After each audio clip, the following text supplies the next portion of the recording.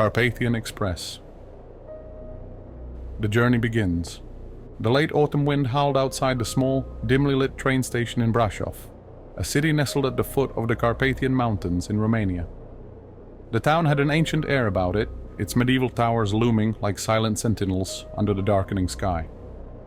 Adrian Ionescu, 24, stood at the station, his breath coming out in short, visible puffs as he waited for the overnight train to Suceava, a journey that would carry him through the heart of the Carpathians and toward the remote northern reaches of Romania. It had been years since Adrian had set foot in Romania, despite being born there.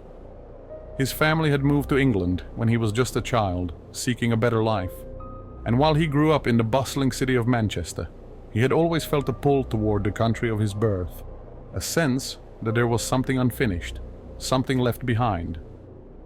So when the chance came to take a few weeks off from his job as a freelance photographer, he'd booked a one-way ticket to Bucharest, intent on exploring the mysterious and untamed landscapes of Romania. Tonight, he was embarking on the last leg of his journey, a solitary train ride, deep into the Carpathians, following the old Road 157, an antiquated rail line that wound its way through steep, mist-covered mountains and dark forests. The train, with its worn-out seats and creaking compartments, was a relic of the past, just as ancient and forgotten as the villages it passed through. Adrian glanced around the station, noticing how empty it was. A handful of other passengers milled about, their faces obscured by the dim lighting and the heavy scarves they wore against the cold.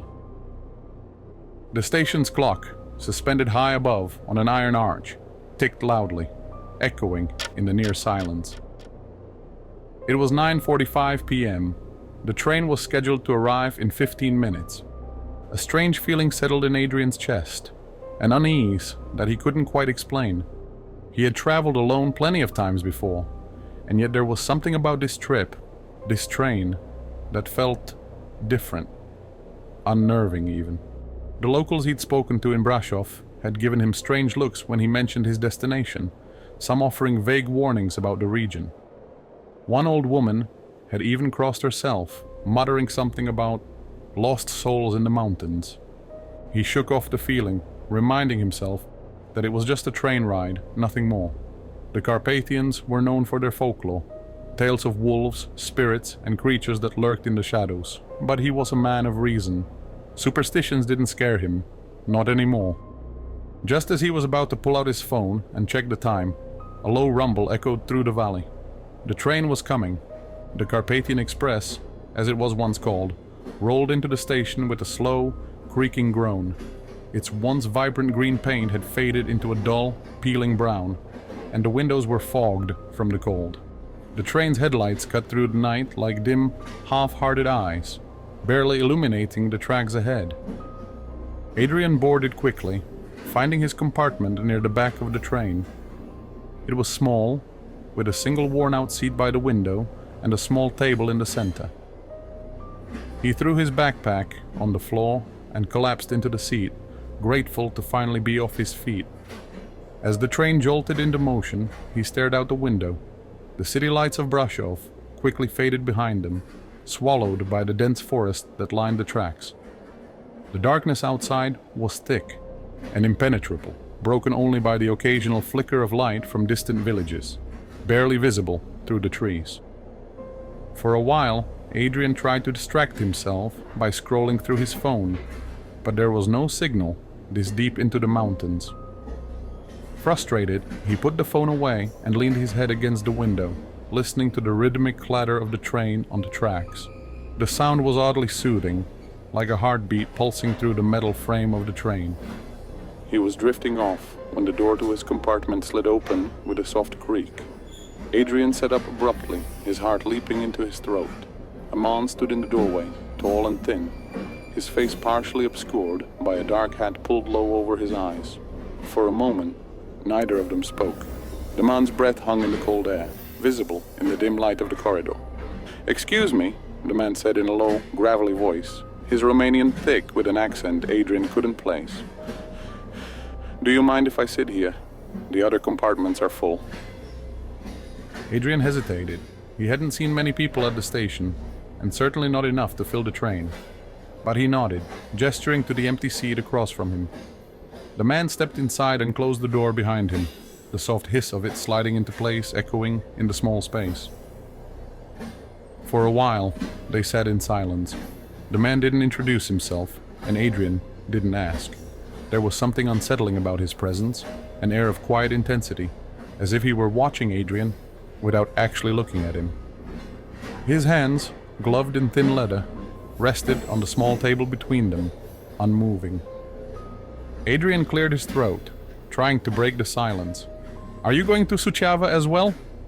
The man looked up, his eyes catching the faint glow of the overhead light. For a moment, Adrian thought he saw something in them, something cold, almost predatory, but it was gone as quickly as it appeared. "Yes," the man replied, his voice barely above a whisper. Another long stretch of silence followed. Outside, the forest seemed to close in around the train, the trees pressing against the windows like dark skeletal fingers. The train rumbled on, deeper into the heart of the Carpathians.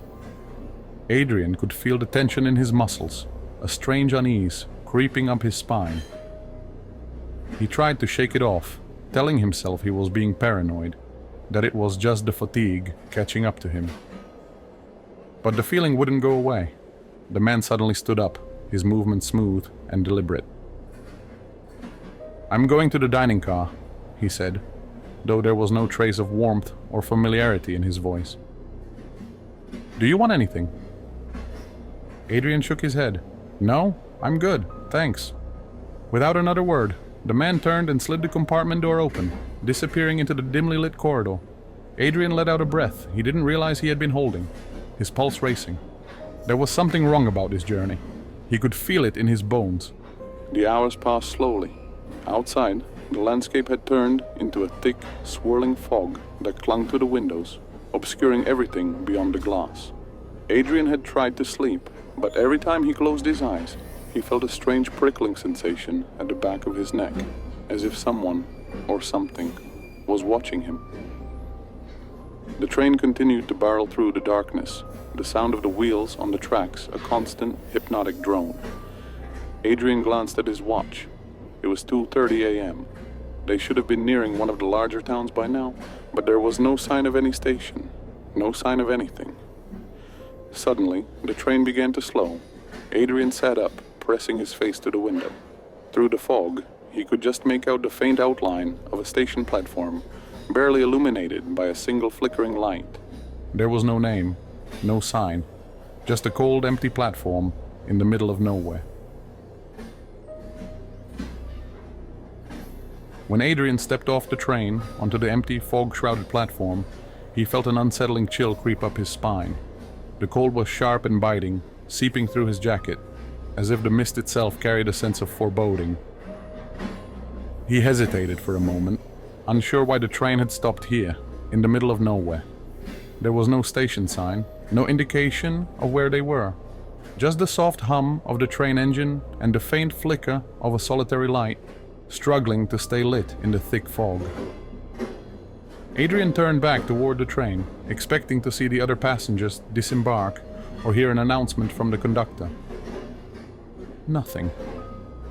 The train sat eerily still behind him, its doors open, but no one emerged. He glanced up the platform toward the first few cars.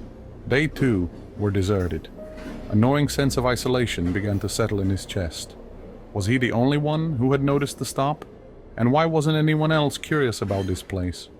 Adrian's breath fogged in the cold air as he peered into the mist. His footsteps echoed faintly against the stone platform as he ventured a few more steps away from the train. There were no buildings, no station attendants, no signs of life at all. The platform seemed to stretch endlessly into the fog, disappearing into the murky darkness. Something wasn't right. He fished his phone out of his pocket. No signal. The faint hope of checking his location vanished as he stared at the screen, the no service message blinking tauntingly in the corner. His stomach twisted. He'd traveled enough to know that train lines in remote areas could sometimes be spotty, but this was something else entirely. Adrian turned back toward the train, intent on heading back to his compartment and waiting for the journey to continue. But as he neared the train, a thought struck him. Where was the man who had been sitting with him earlier? The strange, quiet man in the dark hat. The door to his compartment was still slightly ajar, just as the man had left it when he went to the dining car hours ago, but there was no sign of him, and something about the way the door hung open now, like an unfinished thought, made Adrian uneasy. He stepped back into the train, the cold metal under his feet giving a slight groan as he moved. The corridor was empty, dimly lit by a row of weak yellowing lights overhead. Each compartment he passed was closed, curtains drawn tightly over the windows. It was as if the other passengers had locked themselves away, separated from the world outside. His heart pounded in his chest as he reached the dining car, hoping to see some signs of life, someone who could explain why the train had stopped. But when he slid the door open, his breath caught in his throat. The dining car was empty, completely empty. The tables, set neatly with plates and silverware, looked untouched, as if waiting for passengers who had never arrived. The faint clinking of the train moving on the tracks was the only sound, a hollow, haunting noise in the otherwise stillness. Adrian stood there for a moment, unsure of what to do. It was almost as if the train itself was abandoned. A sudden noise broke the silence, a loud, echoing clang, like metal striking metal. Adrian spun around, his pulse racing. The sound had come from behind him, somewhere near the back of the train. His legs felt stiff as he moved, every step feeling heavier as the sense of dread built inside him. He moved through the narrow passageway, each compartment he passed seeming darker and more lifeless than the last. The sound grew louder as he approached the final car, the baggage compartment. A low, mechanical hum filled the air, along with a strange, rhythmic tapping, like a distant heartbeat. As Adrian reached the baggage car, the door creaked open. He peered inside, the dim light barely illuminating the scattered luggage and dark shapes that filled the space. A foul, metallic smell wafted toward him, and for a moment he hesitated. But something drew him inside, something inexplicable, an instinctual pull, as if the answer to everything that was wrong with this train lay just ahead. The moment he stepped inside, the door slammed shut behind him. The next morning, when the Carpathian Express rolled into the Suceava station, Adrian Ionescu was nowhere to be found. His compartment was discovered empty, his luggage still tucked neatly beneath the seat, but there was no sign of the young man who had boarded the train in Brasov the night before. The train staff were the first to raise the alarm. According to the conductor, the train had made its scheduled stops, all uneventful except for one thing: a brief, unscheduled pause in the middle of the night at a small, isolated platform near Vatra Dornei. No one remembered seeing any passengers leave the train during that stop. In fact, none of the other passengers even recalled the stop happening. The Romanian police were notified, and the case of Adrian's disappearance quickly escalated. Within hours, detectives were dispatched to the Suceava station, where the investigation into the missing man began. Detective Nicușor Pavel, a seasoned investigator with the Romanian National Police, was assigned to the case. Pavel had seen his fair share of strange disappearances over the years, but something about this one unnerved him.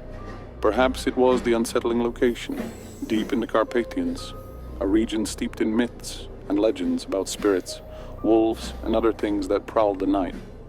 Or maybe it was the way the train staff spoke about that unscheduled stop, as if it were a dream they were trying to forget.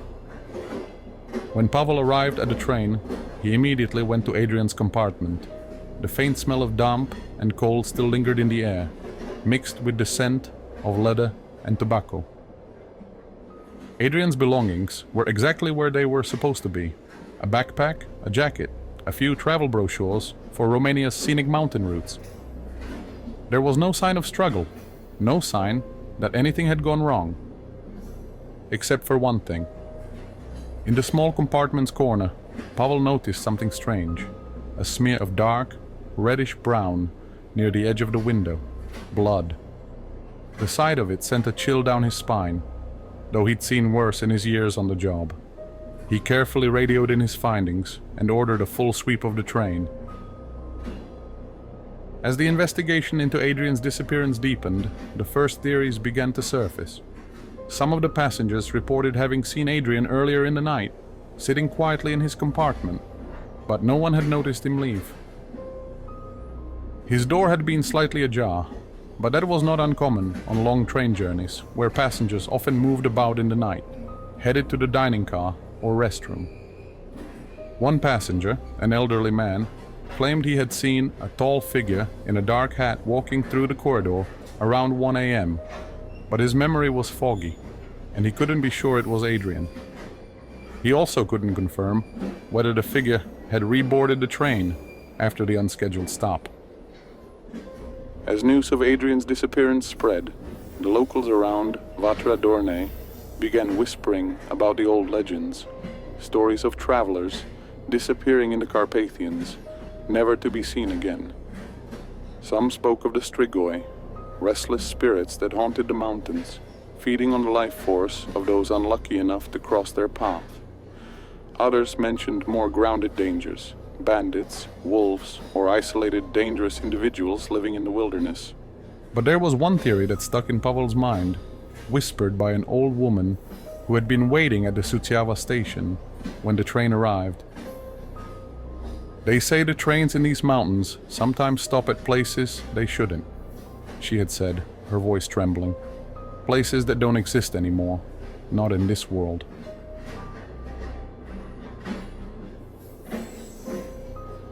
Detective Nicușor Pavel stood on the empty platform at the Suceava train station, staring up at the Carpathian Express, as if it could somehow reveal the secrets it carried. The early morning mist clung to the ground, swirling around his boots as he surveyed the train cars, each as silent and inscrutable as a tomb.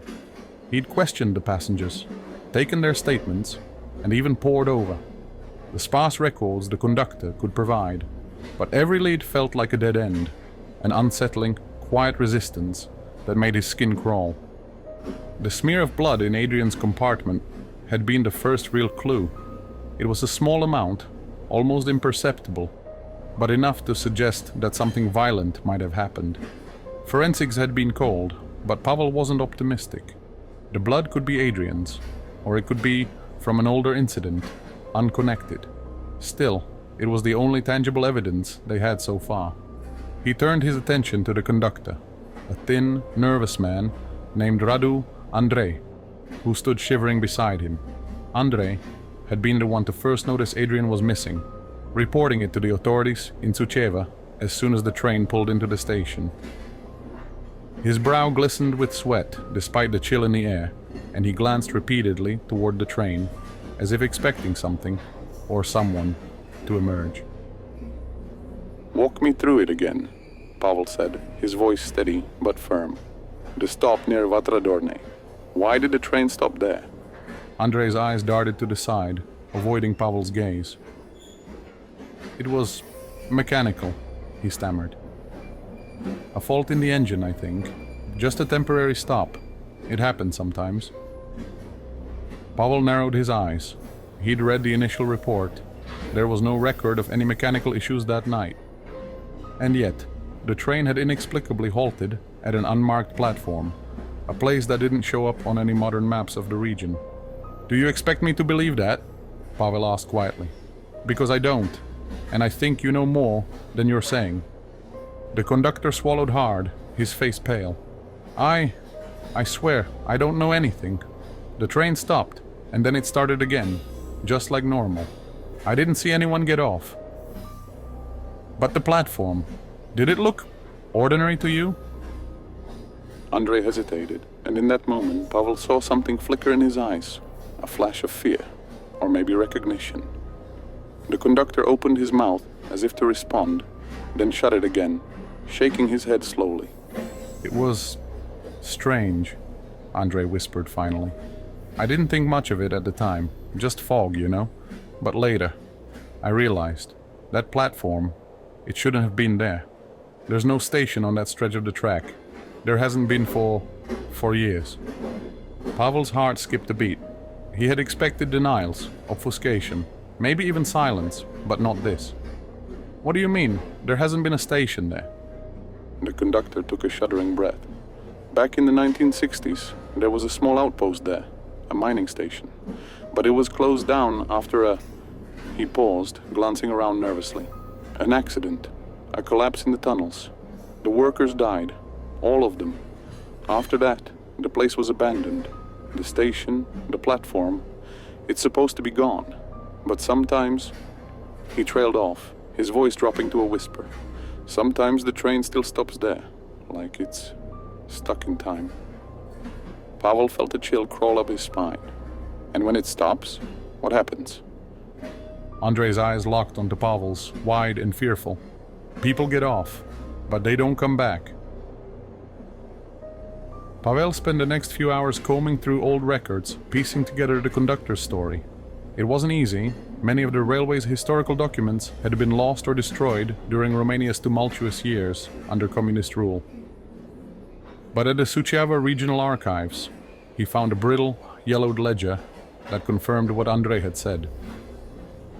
There had been a small mining station along the Carpathian line, one that had closed after a catastrophic accident in 1962.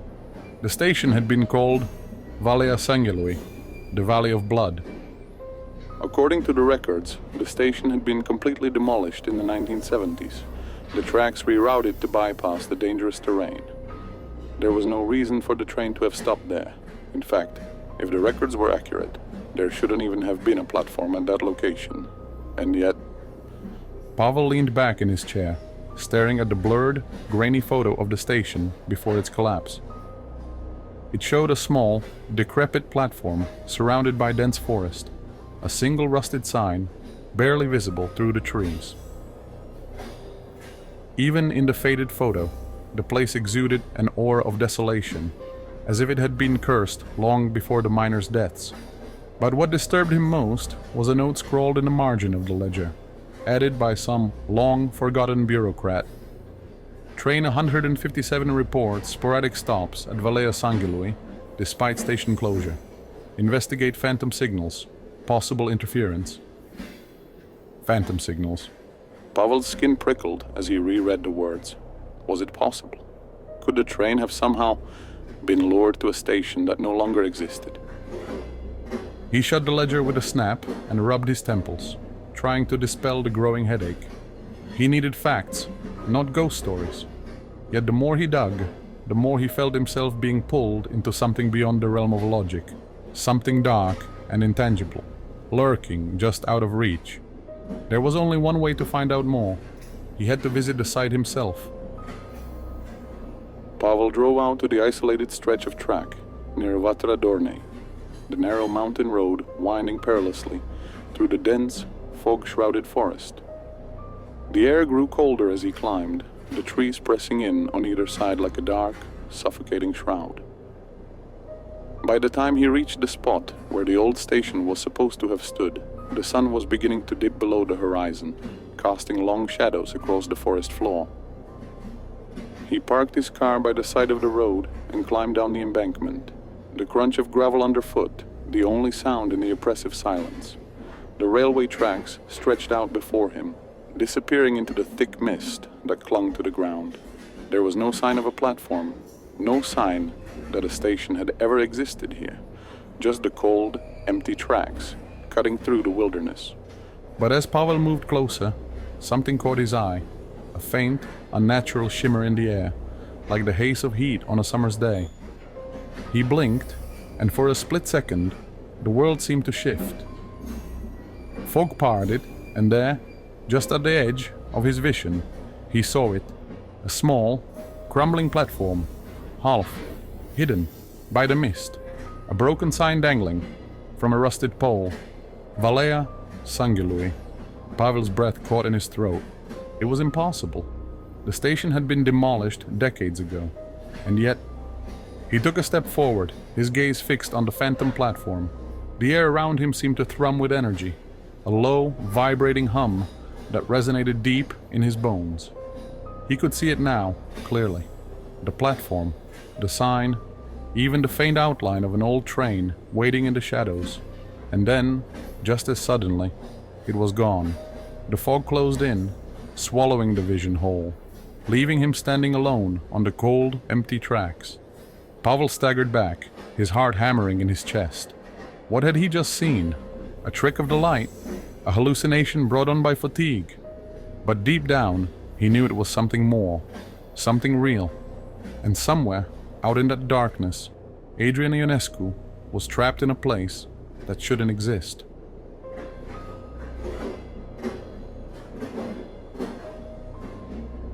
Back in his office at the Suceava police station, Detective Nicușor Pavel stared blankly at the wall, his mind racing.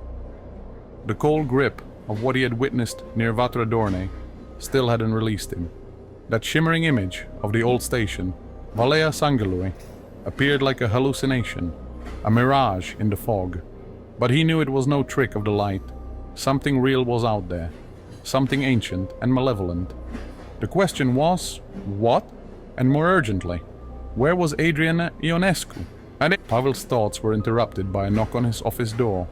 He glanced up to see Mara Stoica, a junior officer, peering in hesitantly. "Detective Pavel, you need to see this," she said, holding out a thin manila folder. Her face was pale, lips pressed tightly together. Pavel gestured for her to enter and took the folder from her hands. "What is it?" It's strange, Mara admitted, lowering herself into a chair. "We've been reviewing the witness interviews again, and something came up that we missed the first time. Several passengers reported seeing a man on the train that night, one who didn't appear on any of the ticket manifests." Pavel's heart gave a sudden, disconcerting jolt. "The man in the dark hat?" he asked. Mara nodded slowly, her expression tense. "Yes. Several witnesses recalled seeing him, but no one could describe him clearly. It's like they were aware of his presence, but couldn't really picture him. One person even said it was as if they forgot his face as soon as they looked away." Pavel frowned, flipping open the folder. Inside were typed accounts from various passengers, all mentioning fleeting glimpses of the same figure. A tall man with a dark hat, moving quietly through the train, never speaking to anyone. The descriptions were vague, inconsistent, almost as if the witnesses had seen a shadow rather than a person. He exhaled slowly, the back of his neck prickling with unease. "No one saw him after the train stopped?" "No, not a single person recalls him after that," Mara replied. Pavel's thoughts spiraled back to the conductor's words. "People get off, but they don't come back." Pavel couldn't ignore the sinking feeling in his gut. The more he uncovered, the deeper the mystery became. There was only one person left who might hold answers, an old contact of his who had spent years researching Romania's supernatural folklore. His name was Florin Dragoi, a historian who had long been fascinated by the strange, the unexplained. He found Dragoi in Vatra Dornei, a small mountain town with cobblestone streets and houses huddled together like survivors of some ancient storm. The town sat at the foot of the Carpathians, their jagged peaks looming in the distance, shrouded in perpetual mist. Dragoi's office was located in a modest building near the town square, where the scent of burning wood from nearby chimneys mixed with the sharp tang of pine. Inside, the office was cluttered with books, papers, and ancient maps pinned to the walls, their edges curling with age. A crackling fire in the corner gave the room a warm, almost comforting glow, a sharp contrast to the cold dread that had followed Pavel since his last visit to the tracks. Florin Dragoi looked up from his desk, his graying hair falling into his eyes as he adjusted his glasses. He was a man in his late 50s, with a weathered face and sharp, intelligent eyes that seemed to miss nothing. "Nicușor," Dragoi said warmly, standing to shake his hand. "It's been too long. To what do I owe this unexpected visit?" Pavel sank into the chair opposite him, feeling the warmth of the fire seep into his bones. "I need your help, Florin. I'm working a case, something strange. I have a missing man, vanished off a train, and I think there's more to it than we initially thought." Dragoi raised an eyebrow, settling back into his chair. "Go on." Pavel hesitated, unsure how to phrase what he had witnessed. The train stopped at a platform that doesn't exist, a place called Valea Sangelui. Dragoi's expression darkened at the mention of the name. He steepled his fingers, leaning forward slightly. The Valley of Blood. I've heard of it. Pavel shifted in his seat. I saw it. Well, I think I did. The platform. It appeared for just a moment, then it was gone. And I've had multiple reports of a strange man on the train that night. A man no one can describe clearly. I think this might be supernatural, or something worse. Dragoi didn't respond immediately. He stood, moving to one of the cluttered bookshelves that lined the room, and pulled down an old, leather-bound volume. He flipped through the yellowed pages carefully before stopping at a section halfway through. Valea Sangelui isn't just the site of that mining disaster, Dragoi said, his voice low. There are older stories tied to that place, much older. It was said to be cursed long before the miners arrived. Pavel leaned forward, his heart beating faster. What kind of curse? Dragoi's eyes glinted in the firelight. It goes back centuries, to the time of the Dacians, the original inhabitants of these lands. They believed that the mountains were a gateway to another realm, a place where spirits and gods roamed freely. The legend of Valea Sangelui tells of a place where the veil between worlds is thin, too thin. It is said that those who wander into that valley are sometimes taken. They disappear, trapped between our world and the next, unable to return. Pavel felt a chill creep up his spine. Taken? By what? Dragoi closed the book, his expression grim. No one knows for certain. Some say it's spirits, others say it's something older, darker. But one thing is clear. Once a place has been touched by such forces, it leaves a mark. That mark can last for centuries. It lingers, drawing people in, making them vanish without a trace. And the train? Pavel asked. Why stop there? Dragoi looked thoughtful. Sometimes, in places like this, time and space don't work the way we expect. The train may have been drawn there, by the valley itself or by something else. Something that wanted Adrian. Pavel swallowed hard, his mind racing. It all sounded impossible, like something out of a horror story. But he couldn't shake the feeling that Dragoi was right, that something beyond their understanding was at play. Can he be found? Pavel asked, his voice quiet. Is there a way to bring him back? Dragoi hesitated, his face somber. There may be a way, but it's dangerous. Very dangerous. And it involves confronting whatever took him. Pavel's heart pounded in his chest, but he nodded. Tell me. As Pavel prepared to follow Dragoi's advice, he couldn't help but feel that time was slipping away. Like the train itself had carried Adrian, not just into the mountains, but into another dimension, another reality, where the rules were different. And as the days passed, more unsettling details emerged from the investigation. The forensics team had finished their sweep of the train, but the results only deepened the mystery.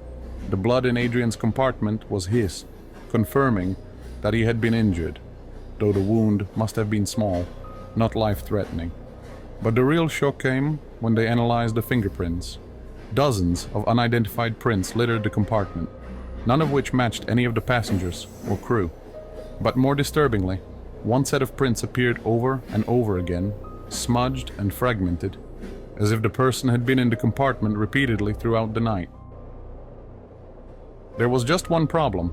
The shape of the prints was wrong, misshapen, elongated in a way that no human hand should be. Pavel stared at the forensic report, his pulse quickening. What had been in that compartment with Adrian? The next morning, Pavel returned to the tracks, accompanied by Dragoi.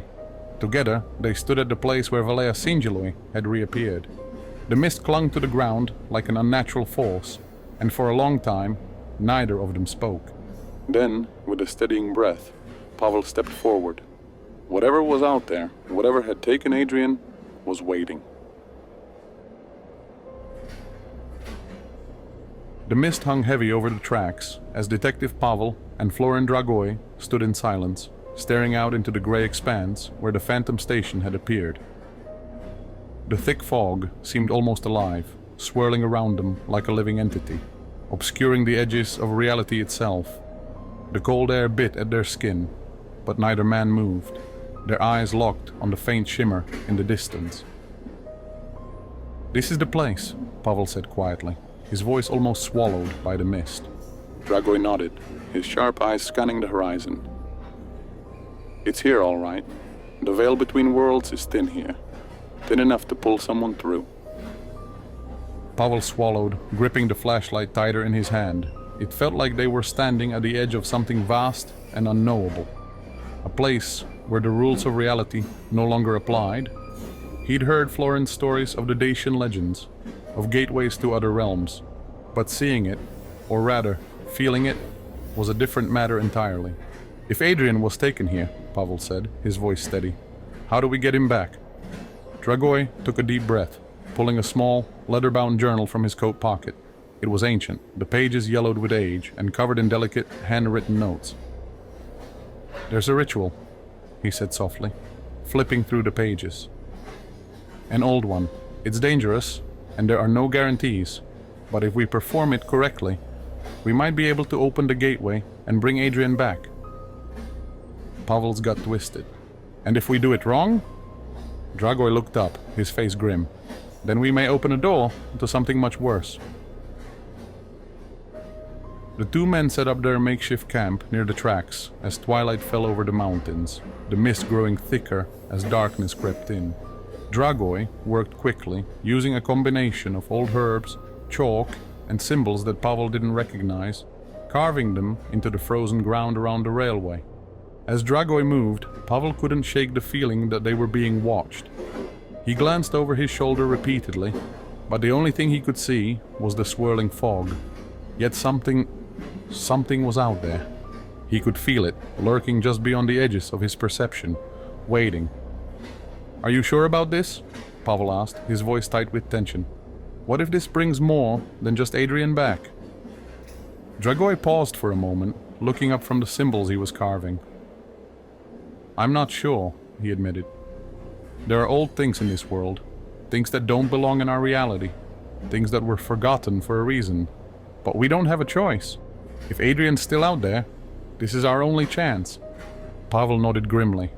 The night had fully descended now, and the mountain range had become a dark silhouette against the sky.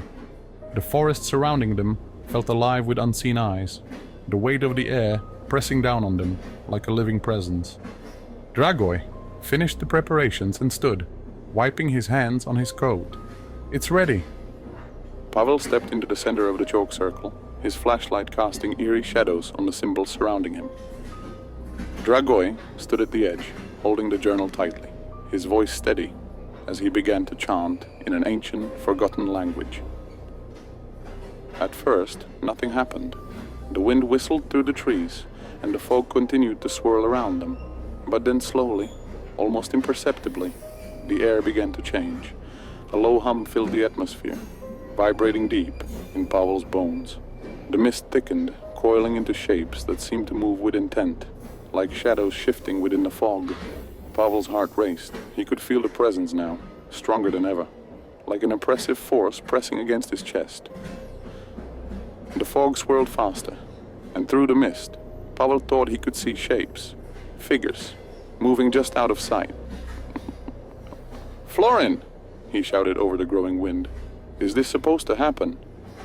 Dragoi didn't stop chanting, his voice rising as the wind picked up, howling through the trees. The symbols on the ground began to glow faintly, pulsing with an otherworldly light. Pavel's skin prickled as the air around him seemed to vibrate, the hum growing louder and louder until it was a deafening roar. And then, with a sudden, sharp snap, everything went silent. The wind stopped, the fog stilled, and in the space before them, just beyond the railway tracks, a figure emerged from the mist. At first, Pavel could hardly believe his eyes. The figure was tall, standing unnaturally still, as though frozen in place. As it moved closer, Pavel saw the familiar shape of a man, wearing the same jacket and backpack that Adrian Ionescu had been reported missing in. "Adrian," Pavel whispered, stepping forward. But something was wrong. The figure stepped closer, and the light from Pavel's flashlight caught its face. Adrian's features were there, but they were off. His skin was pale, too pale, like it had been drained of all life.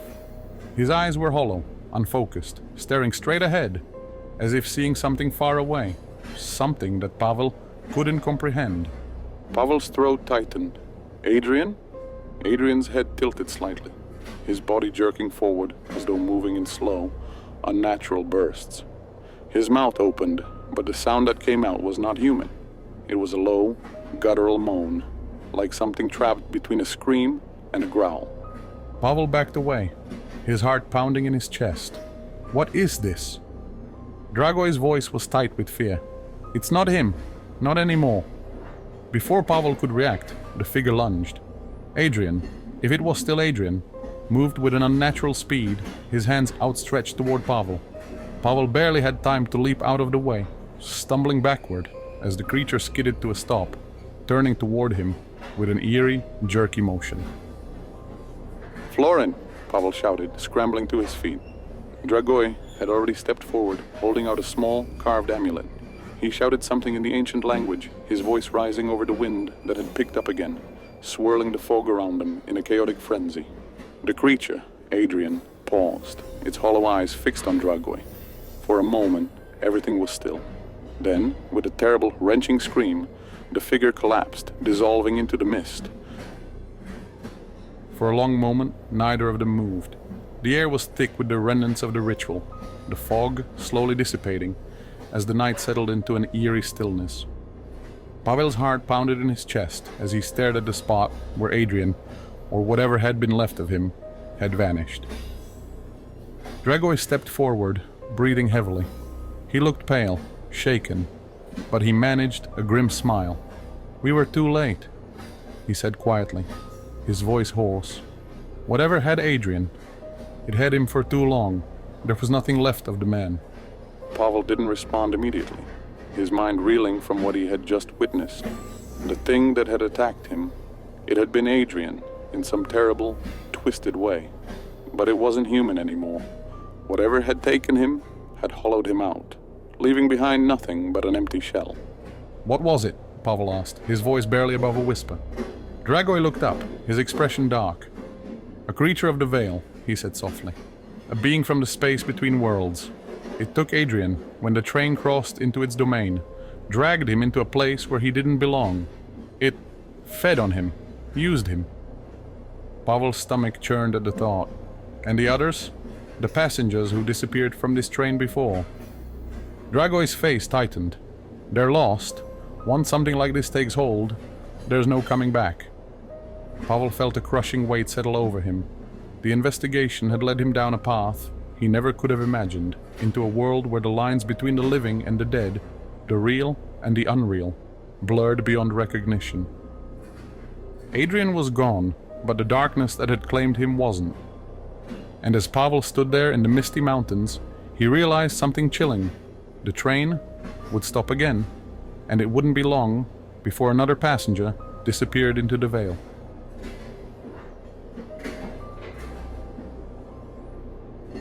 The train station at Suceava was quiet, too quiet. As Detective Nicușor, Pavel sat alone in the small, dimly lit waiting room. The air felt heavy, the muffled sounds of distant trains rumbling in and out, their passengers unaware of the secrets buried deep within the tracks. He'd been here many times before, but now the place felt different, changed, as if the station itself had become complicit in the strange disappearances that haunted the region. Pavel stared down at his cup of coffee, the liquid cold and untouched.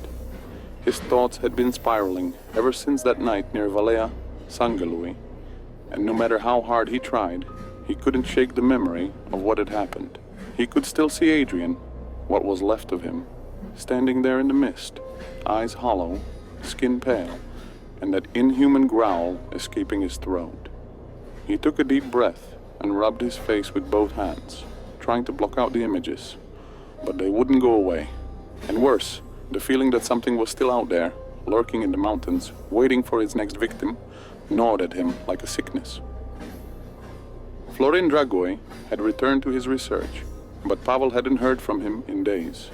He suspected the historian was digging even deeper into the local legends, searching for answers, or perhaps seeking to make peace with the terrible truths they had uncovered. Pavel, however, couldn't rest. There was one final thing he needed to do. It was just after midnight when Pavel found himself standing at the edge of the Vatra Dornei platform once more, staring out into the thick fog that enveloped the railway tracks. The same eerie silence surrounded him, the oppressive weight of the mist pressing in from all sides. The ground beneath his feet was wet and cold, the chill creeping up through the soles of his boots. He wasn't here for a ritual, nor to search for Adrian. No, this time he had a different mission, a desperate one. He had come to leave a warning. The Valea Sangalui station wasn't just a place, it was a trap. It existed on the border between worlds, luring passengers into its clutches, pulling them into a realm where time and space dissolved. And the worst part, the train didn't need to be stopped for the station to claim its victims. It was always there, waiting.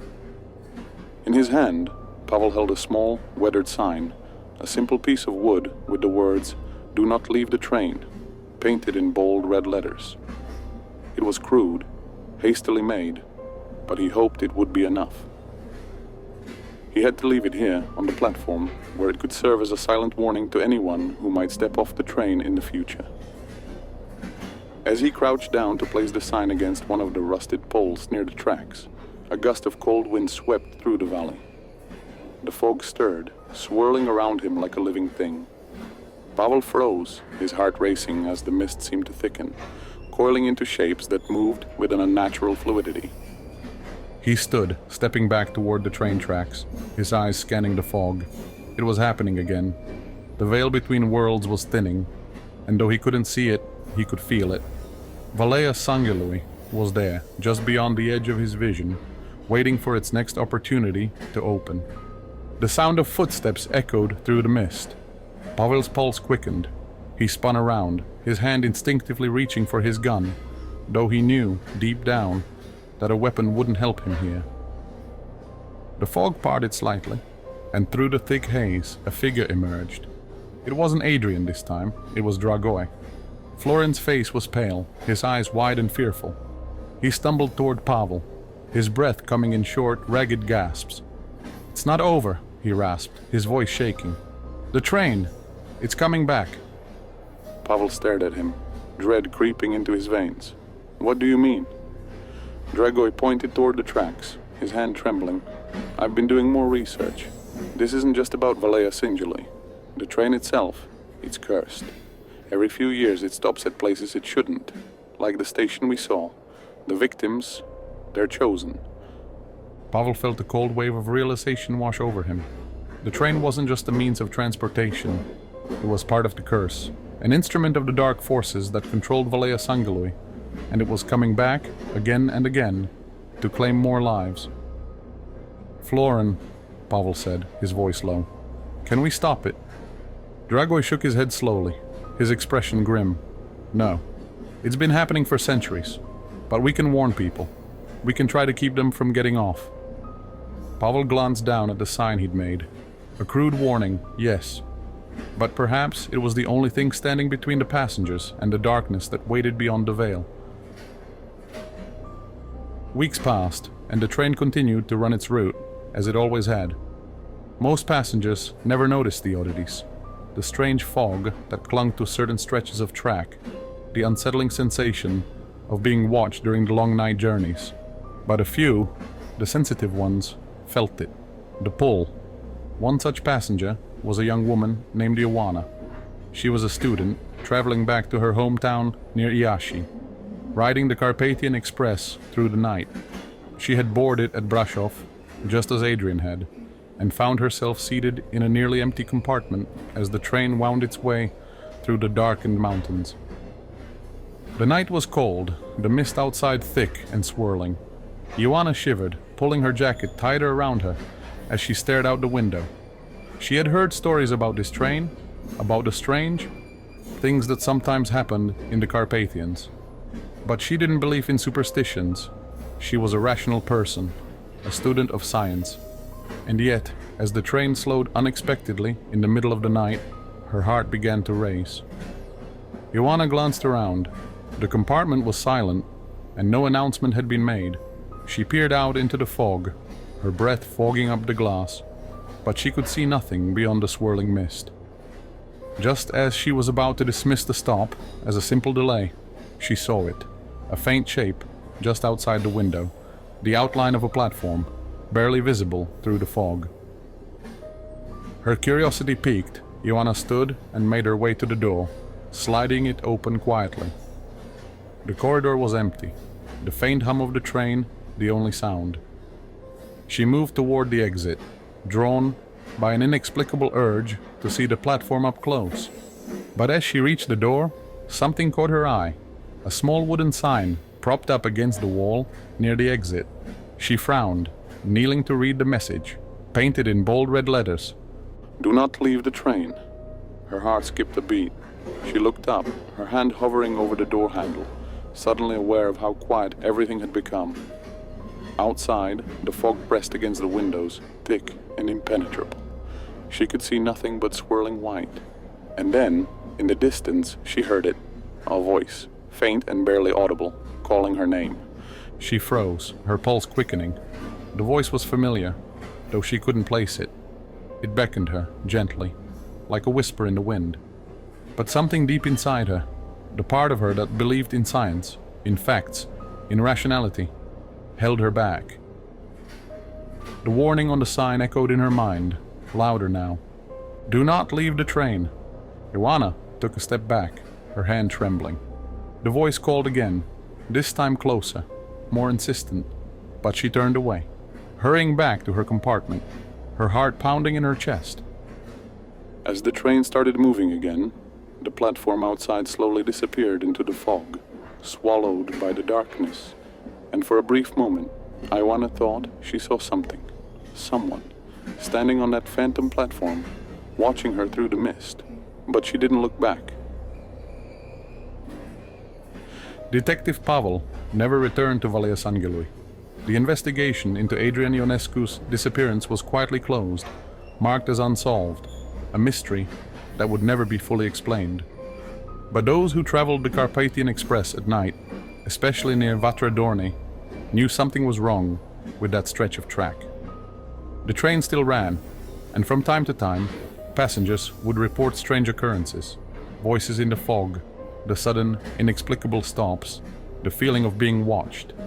And always, the train continued to claim its victims, those unlucky few who stepped off into the mist, never to be seen again. But there was one small thing that had changed, a glimmer of hope in the darkness. The crude sign Pavel had left behind still stood, a silent warning to all who traveled that cursed line. Do not leave the train. For some, it would be enough.